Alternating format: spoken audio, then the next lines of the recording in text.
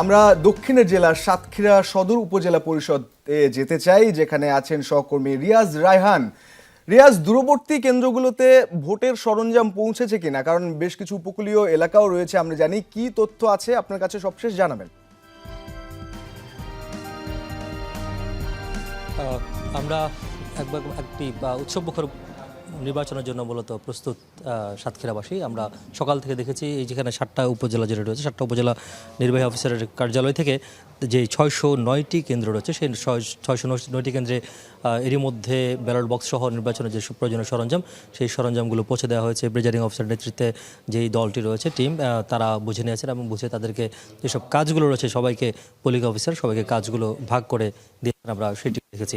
তো আমরা যতটুকু খবর নিয়েছি, আমরা সকালেই ছিলাম সদর উপজেলায়, তারপর আমরা কলারও গিয়েছি, এখন আছি তালা উপজেলায় পাটকেলঘাটা হারুন রশিদ ডিগ্রি কলেজ এলাকায়, যে কেন্দ্র যেখানে মূলত 27 জন ভোটার রয়েছে। আমরা আরেকটু যদি দেখাই, একটু মাঠের দিকে দেখাতে চাই, সেই মাঠ প্রস্তুত রয়েছে, অর্থাৎ যেখানে ভোটাররা আসবেন তাদের ভোটাধিকার প্রয়োগ করার জন্য উৎসবমুখর পরিবেশে নির্বিঘ্নে যাতে আসতে পারেন, যাতে কোনো ধরনের বিশৃঙ্খলা তৈরি না হয়, সেই জন্য এর মধ্যে আপনি নিশ্চয়ই দেখতে পাচ্ছেন যে বাঁশ দিয়ে লাইফ তো বেড়া দিবেই, নেবেন না নির্মজাদার গোলমার্ক পপস, কুরমুরে বাইটে ফুরফুরে লাইফ।